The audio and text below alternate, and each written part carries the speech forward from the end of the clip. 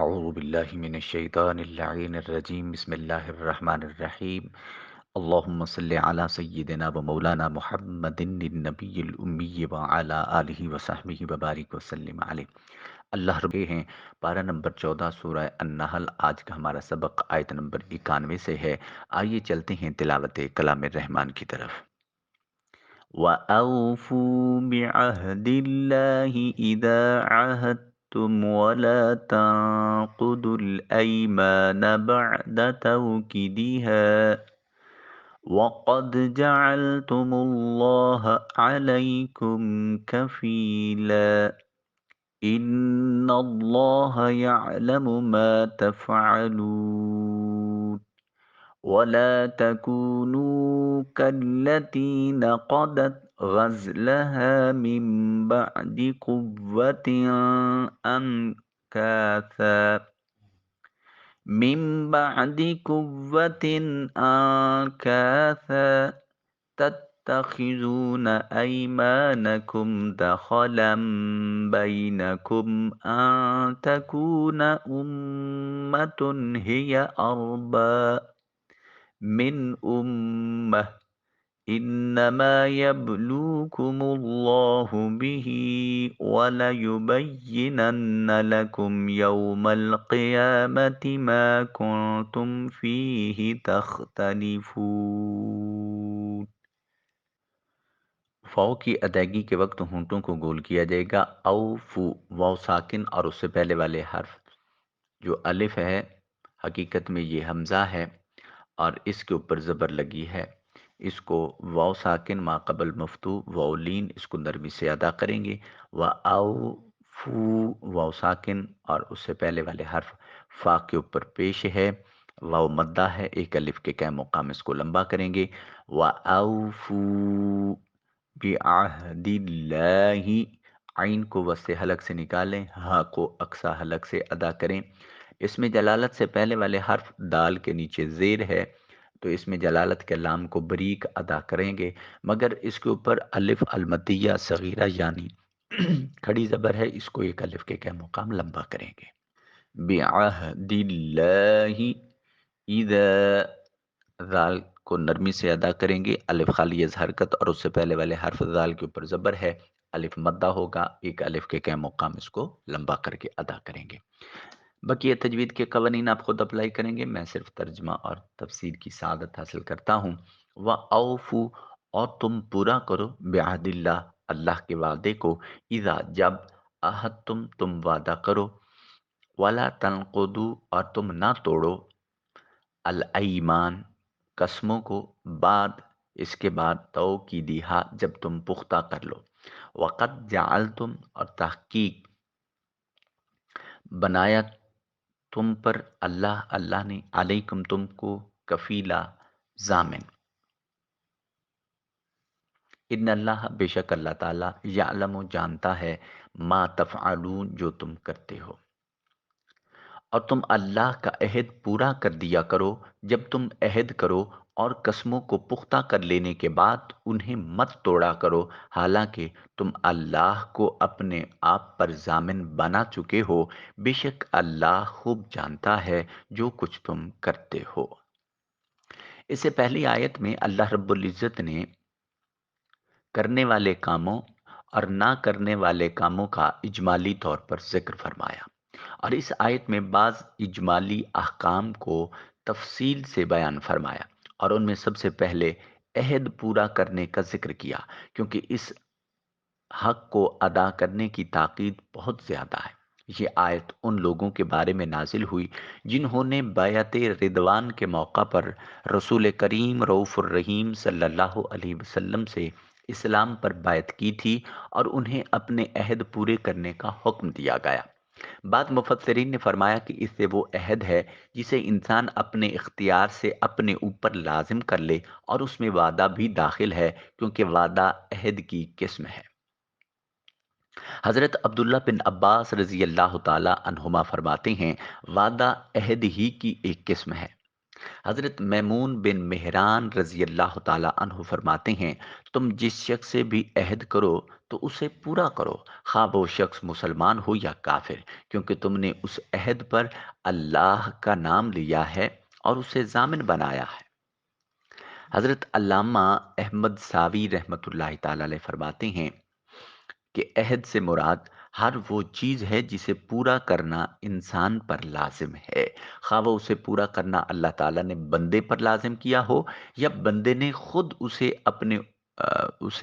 پورا کرنا اپنے اوپر لازم کر لیا ہو۔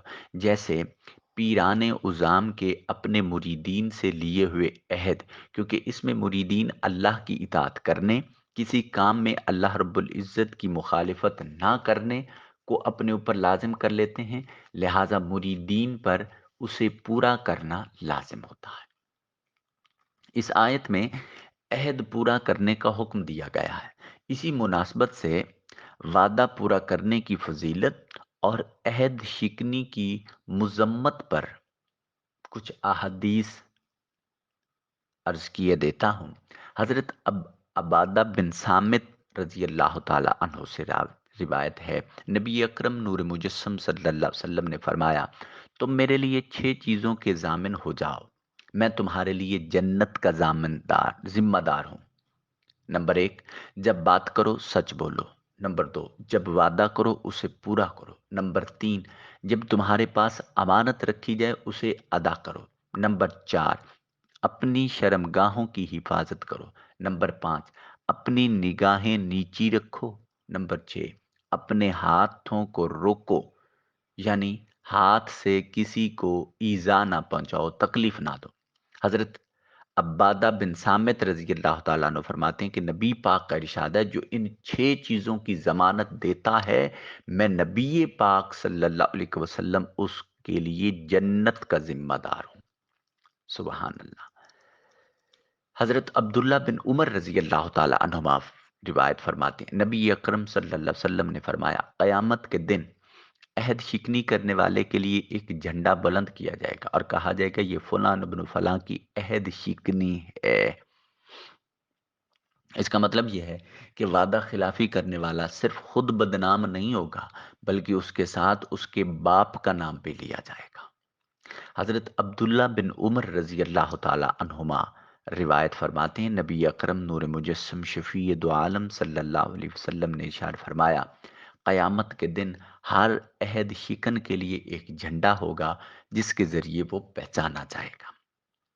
پھر ارشاد فرمایا عہد کے بعد، وَلَا تَنقُضُوا الْأَيْمَانَ بَعْدَ تَوْكِيدِهَا، اور قسموں کو مضبوط کرنے کے بعد نہ توڑو۔ قسموں کو مضبوط کرنے سے مراد یہ ہے کہ قسم کھاتے وقت اللہ رب العزت کی اسماء اور صفات زیادہ ذکر کیے جائیں، اور قسم توڑنے کی ممانعت مضبوط کرنے کے ساتھ خاص نہیں، بلکہ مطلقاً قسم توڑنا منع ہے۔ یا قسم مضبوط کرنے سے مراد یہ ہے کہ قصداً قسم کھائی جائے، اس صورت میں لغو قسم اس سے خارج ہو جائے گی۔ قسم سے متعلق چند مسائل یاد رکھ لیں۔ نمبر 1، قسم کھانا جائز ہے، مگر جہاں تک ہو سکے کم قسم کھانا یہ زیادہ بہتر ہے، اور بات بات پر قسم کھانی چاہیے، یہ اچھی بات نہیں ہے۔ بعض لوگوں نے قسم کو تکیہ کلام بنا رکھا ہے، قصدن بلا قصدن زبان پر جاری ہو جاتی ہے، اور اس کا خیال بھی نہیں رکھتے کہ بات سچی ہے یا جھوٹی۔ یہ سخت معیوب بات ہے۔ غیر خدا کی قسم کھانا مکروہ ہے، اور یہ شرعاً قسم بھی نہیں، یعنی اس کے توڑنے سے کفارہ لازم نہیں آتا۔ یعنی جس قسم کے اٹھانے میں اللہ کا نام شامل نہیں ہے اس پر کفارہ لازم نہیں آتا۔ ایک اور بات، بعض قسمیں ایسی ہیں کہ انہیں پورا کرنا ضروری ہوتا ہے، مثلا کوئی ایسا کام کرنے کی قسم کھائی جو بغیر قسم کرنا ضروری تھا، یعنی گناہ سے بچنے کی قسم کھائی، تو اس صورت میں قسم سچی کرنا ضروری ہے۔ مثلا یوں کہا کہ خدا کی قسم ظہر کی نماز پڑھوں گا، یا چوری یا زنا نہیں کروں گا۔ دوسری وہ کہ اس کا توڑنا ضروری ہے، مثلا گناہ کرنے یا فرائض و واجبات ادا نہ کرنے کی قسم کھائی، جیسے قسم کھائی کہ نماز نہیں پڑھوں گا، یا چوری کروں گا یا ماں باپ سے کلام نہ کروں گا، تو ایسی قسم کا توڑ دینا ضروری ہے۔ تیسری وہ قسم کہ اس کا توڑنا مستحب ہے، مثلا ایسے کام کی قسم کھائی کہ اس کے غیر میں بہتری ہے، تو ایسے قسم کو توڑ کر وہ کرے جو بہتر ہے۔ چوتھی وہ قسم جس کو مباح کہتے ہیں، مثلا جس کا کرنا اور نہ کرنا دونوں برابر ہیں، تو اس میں قسم کو باقی رکھنا یہ افضل قرار دیا گیا ہے۔ اب قسم کھائی اور توڑ دی، تو اور جس کا پورا کرنا ضروری تھا وہ توڑ دی، تو کیا کرے؟ قسم کا کفارہ غلام آزاد کرنا، یا 10 مسکینوں کو کھانا کھلانا، یا ان کو کپڑے پہنانا ہے۔ یعنی یہ اختیار ہے کہ ان 3 باتوں میں سے جو چاہے وہ کر سکتا ہے۔ اب غلام آزاد کرنا تو رہے نہیں، 10 مسکینوں کو کھانا کھلانا یا ان کے کپڑے پہنانا، یہ کیسے ہوں گے؟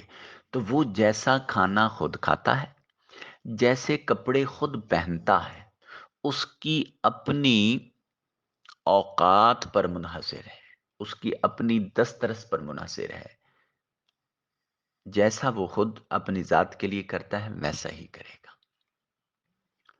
وَلَا تَكُونُوا، اور تم نہ ہو جاؤ، کلتی، اس عورت کی طرح، ناقدت، جو توڑ دیتی ہے، غزلہ، کات لینے کے بعد، من بعد، اس کے بعد، قوتاً، مضبوطی کے ساتھ، کاسا، ٹکڑے ٹکڑے کرنا، تتخذون، تم بناتے ہو، ایمانکم، اپنی قسموں کو، داخلم بینکم، ایک دوسرے گروہ کے درمیان، ان تکونا، یہ کہ ہو، امہ، ایک گروہ ہے، یا وہ اربا، فائدہ اٹھائے، من امہ، دوسرے گروہ سے، انما، بلا شبہ، یبلوکم، تم کو آزماتا ہے اللہ رب العزت بھی ہی اس کے ساتھ، والا یبیننا، اور ضرور واضح فرما دے گا، لکم، تمہارے لیے، یوم القیامہ، قیامت کے دن، ما کنتم، جو تم تھے، فیہ، اس میں، تختلفون، اختلاف کرتے تھے۔ اور اس عورت کی طرح نہ ہو جاؤ جس نے اپنا سوت مضبوط کات لینے کے بعد توڑ کر ٹکڑے ٹکڑے کر ڈالا، تم اپنی قسموں کو اپنے درمیان فریب کاری کا ذریعہ بناتے ہو، تاکہ اس طرح ایک گروہ دوسرے گروہ سے زیادہ فائدہ اٹھانے والا ہو جائے۔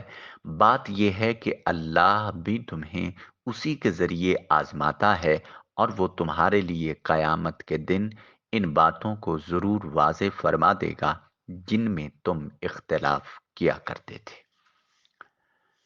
یہاں ایک مثال کے ذریعے بات سمجھائی گئی ہے، یعنی تم اپنے معاہدے اور قسمیں توڑ کر اس عورت کی طرح نہ ہونا جس نے اپنا سوت مضبوطی کے بعد ریزہ ریزہ کر کے توڑ دیا۔ مکہ مکرمہ میں ربطہ بنت امر نامی ایک عورت تھی جس کی طبیعت میں بہت وہم تھا، وہ عقل میں فطور، اور عقل میں اس کے فطور تھا، وہ دوپہر تک محنت کر کے سوت کاتا کرتی اور اپنی باندیوں سے بھی کتواتی۔ دوپہر کے وقت اسے کاتے ہوئے سوت کو توڑ توڑ کر ریزہ ریزہ کر ڈالتی، باندیوں سے بھی توڑوا دیتی، یہی اس کا معمول تھا۔ آیت کا معنی یہ ہے کہ تم اس عورت کی طرح نہ ہو جانا جو سود کاٹتی تھی پھر ٹکڑے ٹکڑے کر دیتی تھی، یعنی تم اپنے عہد کو توڑ کر اس عورت کی طرح بے وقوف نہ بنو۔ پھر ارشاد فرمایا، تتخذون ایمانکم دخلا بینکم، تم اپنی قسموں کو اپنے درمیان دھوکے اور فساد کا ذریعہ بنا لیتے ہو۔ امام مجاہد رحمۃ اللہ علیہ فرماتے ہیں کہ لوگوں کا طریق یہ ہے کہ وہ ایک قوم سے معاہدہ کرتے ہیں، اور جب دوسری قوم اس سے زیادہ تعداد، مال یا قوت میں پاتے ہیں تو پہلوں سے جو معاہدہ کیے ہوئے تھے وہ توڑ دیتے ہیں، اب دوسرے سے معاہدہ کرتے ہیں۔ اللہ رب العزت نے اس طرح کرنے سے منع فرمایا اور عہد پورا کرنے کا حکم دیا ہے۔ علامہ احمد ساوی رحمۃ اللہ علیہ فرماتے ہیں، اس چیز کے نظارے ہمارے معاشرے میں بھی عام نظر آتے ہیں۔ جب تک کوئی اپنے منصب و مقام و مرتبہ پر قائم ہے، تب تک لوگ اس کی جی حضوری کرتے ہیں۔ جب اسے معزول کر دیا جائے تو اس کا مرتبہ کم کر دیا جاتا ہے، تو لوگ اسے چھوڑ دیتے ہیں، اس کی طرف توجہ تک نہیں کرتے، اور اس کے ساتھ ایسے ہو جاتے ہیں گویا پہچانتے نہیں۔ یہ حالات تقریباً 300 سال پہلے کے ہیں، اور فی زمانہ تو اس اعتبار سے حالات مزید بگڑ چکے ہیں۔ اللہ رب العزت مسلمانوں کو ہدایت نصیب فرمائے۔ ارشاد فرمائے انما یبلوکم اللہ بھی، اللہ رب العزت تم کو اسی کے ذریعے آزماتا ہے، یعنی تمہیں جو عہد پورا کرنے کا حکم دیا ہے، اس کے ذریعے اللہ رب العزت تمہیں آزماتا ہے، تاکہ تم میں سے اطاعت گزار اور نافرمانوں کو الگ الگ کر دیا جائے۔ تم دنیا کے اندر عہد وغیرہ کے بارے میں جو جھگڑتے تھے، اللہ رب العزت اسے قیامت کے دن ضرور تمہارے لیے صاف ظاہر کر دے گا کہ عہد توڑنے والے کو عذاب دے گا اور پورا کرنے والے کو ثواب سے نوازے گا۔ اللہ رب العزت عمدن سہون کوئی خطا غلطی ہوئی اسے معافی عطا فرمائے۔ پروردگار عالم مصطفی انقلاب کا سویرا جلد طلوع فرمائے۔ قرآن سے محبت کرنے والے، محبت سے سننے والے، قرآن مجید کی دعوت دینے والوں پر اللہ رب العزت اپنی خصوصی رحمتوں کا نزول فرمائے، حاجات کو پورا فرمائے، پریشانیوں کو دور فرمائے۔ پروردگار عالم رزق کے حلال وسیع عطا فرمائے، بارگاہ رسالت مآب صلی اللہ علیہ وسلم کی قربت اور حضوری نصیب فرمائے۔ آمین ثم آمین، والسلام علیکم ورحمۃ اللہ وبرکاتہ۔